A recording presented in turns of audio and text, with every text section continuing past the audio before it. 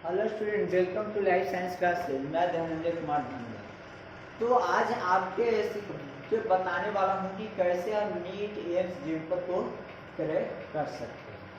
How to crack the NEET AIIMS JIPMER, मतलब आप NEET AIIMS जिम्पर को क्रैक कैसे कर सकते हैं। चीज़ें कोई आसान नहीं होती है,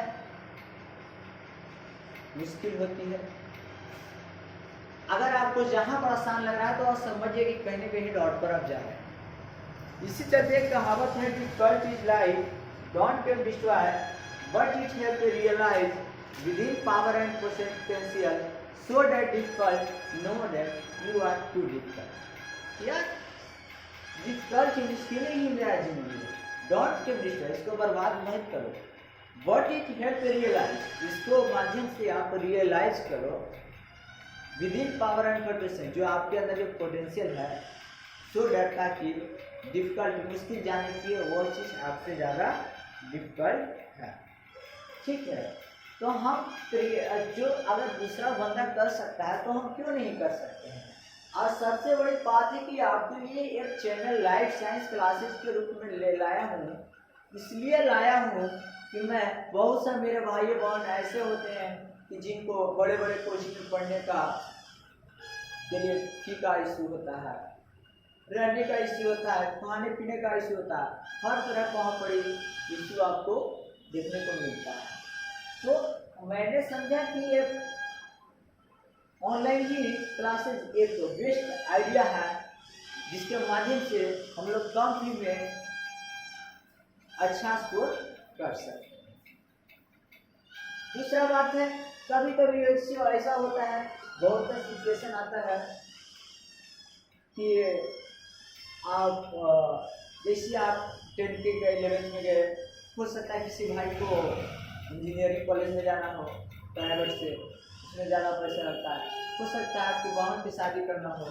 तो चीज़ों को समझिए कि अगर आप चीज़ों के नहीं समझिए, समय के अनुसार नहीं बदलेगा तो आपको मुश्किलें आते रहेंगे। आप मुश्किल से लड़ना सीखिए। जिस दिन अगर आप मुश्किलें से आप लड़ना सीख जाएंगे, उसके बाद फिर आपका सिलेक्शन कोई रोकने वाला नहीं है। तो आज हम बात कर रहे हैं कि नीट को कैसे करेक्ट करेंगे, एम्स को कैसे करेक्ट करेंगे और जिम्पर को हम कैसे करेक्ट करेंगे। तो पहला सवाल आता है कि स्टडी द एवरीडे, मतलब हम लोग कोई चीज़ को बार बार पढ़ें।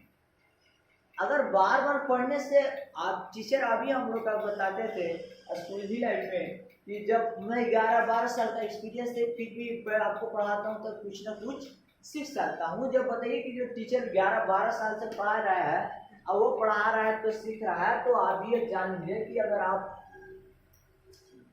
एक दिन पढ़िएगा तो उसको मुश्किलें खड़े जाएगा। इसके चलते जो भी पढ़ना है उसको बार बार कीजिए।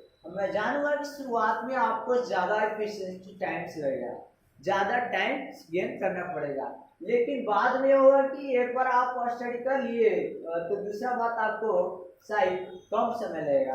मान लीजिए कुछ एक नया टॉपिक पर आप पढ़ाए तो उसमें हमको 1 घंटा का वक्त लग रहा है, उसके बाद क्या होगा, 1 घंटा के बाद फिर दूसरा दिन हमको जाएंगे तो दूसरे दिन जाएंगे तो 15 मिनट उसको कम लगेगा समझ का सब, क्योंकि समझा हुआ चीज़ है तो कम लगेगा।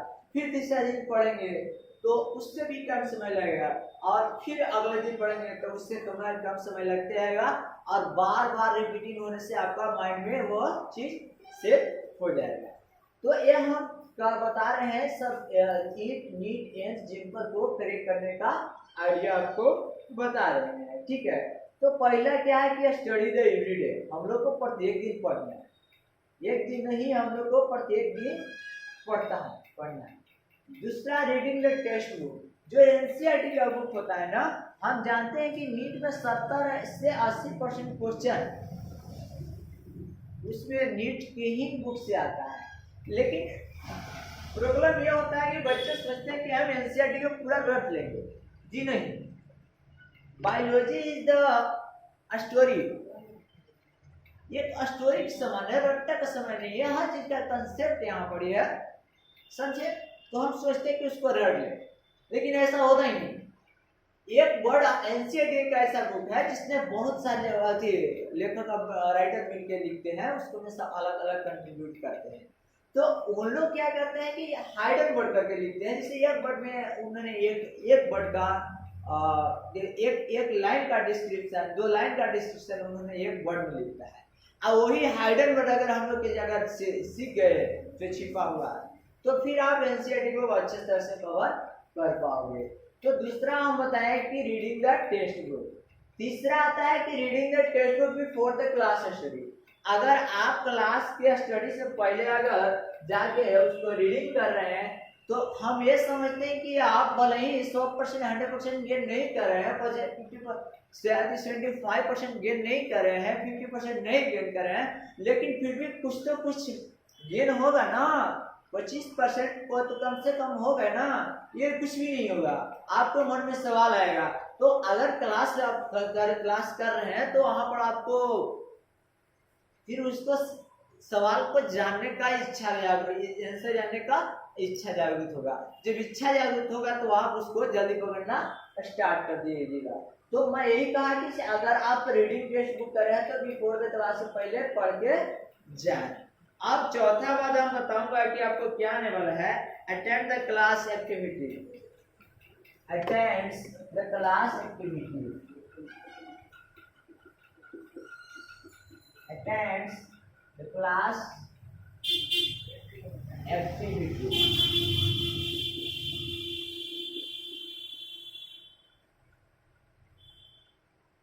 ऐसा बात नहीं है कि हम यहाँ क्लास में पढ़ रहे हैं, टीचर पढ़ा रहे हैं, सुन रहे हैं, ऐसे यहाँ पर क्लास में पढ़ रहे हैं लेकिन ध्यान कहीं कुछ और, तो ऐसे चीज में आपको प्रॉब्लम हो जाएगा। नहीं, जब आप क्लास में है तो अटेंडेंस मतलब ध्यान पूर्वक किसी चीज को अगर टीचर बता रहे हैं उसको सुनिए और उसके बाद उसको समझिए और समझकर उसको माइंड में स्टेट्स का सेट कीजिए।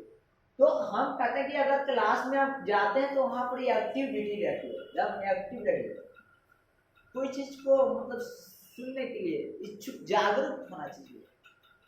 जागरूक जिस दिन आ जाएगा आपका तो आज समझिए कि इसको हल आ गया। बहुत सा बच्चे हैं कि सपने बड़े देखते हैं लेकिन बीच रास्ता में जाकर उसको भुला जाते हैं कि हमको क्या करना था। शुरू में जानते हैं कि भैया हमको नीट क्रैक करना है, जाते हैं पूरी जोश के साथ जाते हैं, पैसे से खूब लेके जाते हैं, लेकिन फिर बाद में जब घुसते हैं टॉपिक में तब पता चलता है कि भाई साहब आपका लक्ष्य कहाँ है। तो जी वैसा नहीं हो मेरे साथ होना चाहिए। हम क्लास में जब भी होंगे तो एक्टिव होंगे। और फिफ्थ जो बात आता है हम बताएंगे, solve the example problem.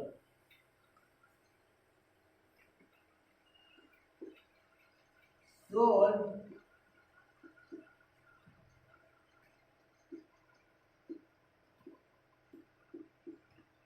Problem.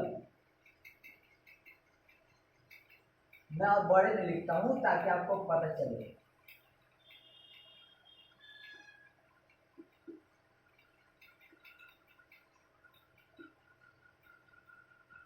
Example problem.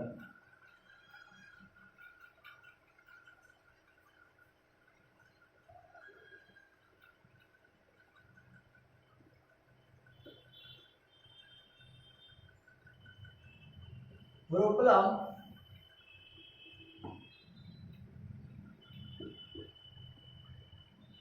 अगर एग्जाम प्रॉब्लम उसको सोल्व करिए। और आगे बात चलता है, फिफ्थ बात हम कर लिए, सिक्स में हम लोग बात करना है solve the problem more. Solve the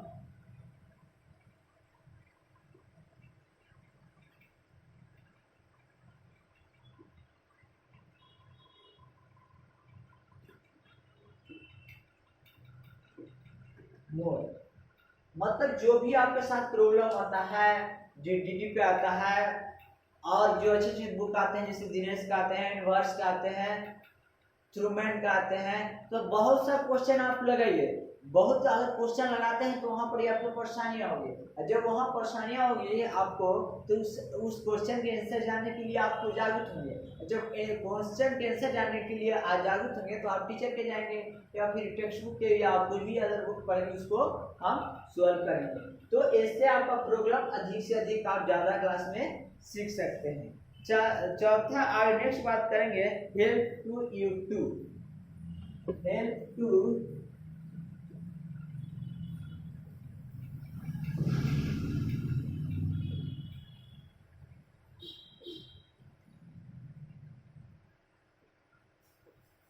YouTube का हेल्प लीजिए।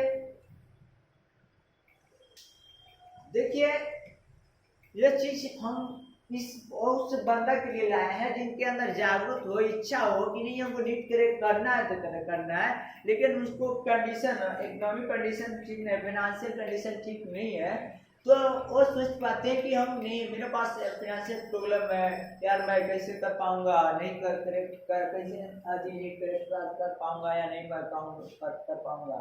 तो मैं वैसे बच्चों के लिए ये चीज कंटेंट आपको लाए हैं कि जो चाहते हैं कि हम पढ़ना चाहते हैं लेकिन उनके पास कुछ ऑप्शन नहीं होते हैं कि हम क्या करें, कैसे फाइनेंशियल प्रॉब्लम है, हम इसको नहीं कर सकते हैं, लेकिन उनको जानने का इच्छा है, नीट क्रैक करने का इच्छा है, डॉक्टर बनने का इच्छा है, तो हम वैसे विद्यार्थी के लिए लाए हैं कि जो मिनिमम जो पैसेज है उसमें इसको पढ़ सकते हैं। हम तो YouTube पर अभी जो भी वीडियो आपको डालूंगा, जो भी है जो पब्लिक के लिए डालूंगा कि ताकि आपको अधिक से अधिक इसको गेन नॉलेज करें। और आपको ये बता दूंगा कि थोड़ा इसको लाइक सब्सक्राइब इसमें दे दीजिए ताकि हम आपके साथ लाइव क्लास में आपके साथ जुड़ सकेंगे। तो ये सब तरीका है हम लोग का नीट करेक्ट करने के लिए। पहला तरीका है कि एवरीडे स्टडी द एवरीडे, हम लोग को प्रत्येक दिन पढ़ना है। और दूसरा तरीका है रीडिंग द टेक्स्ट बुक, हमको टेक्स्ट बुक को पढ़ना है। तीसरा कंडीशन है कि हम लोग क्लास से पहले इसको टेक्स्ट बुक को पढ़ना है। और चौथा कंडीशन है कि आप क्लास में जा रहे हैं तो एकदम एक्टिव रहिए और solve the problem, exam problem, अगर एग्जाम्पल प्रॉब्लम भी आता है तो उसको आप सॉल्व कीजिए और अधिक से अधिक क्वेश्चन लगाइए। जैसे क्वेश्चन लाइएगा तो आपके पास डिफिकल्ट आएगा, और डिफिकल्ट आएगा तो उसको जानने की इच्छा होगा और फिर उसको ज़्यादा से ज़्यादा सीख पाइएगा। आपको ये भी बता दूं कि अगर आप कोई प्रॉब्लम को अपने आप खुद उसको ढूंढते हैं तो आपको 90% सिखाएगा, और जो अगर किसी टीचर वगैरह की हेल्प से आप अगर उसको प्रॉब्लम को सोल्व करते हैं तो वो चीज़ आपको 10% सिखाएगा। तो मैं यही चाहता हूँ कि सबसे पहले आप यही करें कि मोर अपने आप में ही सोचे कि मतलब पहले सोचे कि हम कैसे इसको क्रैक करेंगे, उसके लिए हम एडिशनल बुक भी पढ़िए और तभी ये प्रॉब्लम सोल्व होगा। दूसरा हेल्प टू यूट्यूब, ठीक है हम चीज बताएं, टीचर बता दिए समझ में नहीं आया, लेकिन यूट्यूब पर जो वीडियो है तो उसको तो हम दोबारा देख सकते हैं ना, और देखेंगे तो कंप्लीट हो जाएगा। ठीक है, और इसी तरह से मैं कुछ बताना चाह रहा हूँ, एक और ट्रिक्स है उसके बारे में मैं इसको एक्सप्लेनेशन करना चाहता हूँ।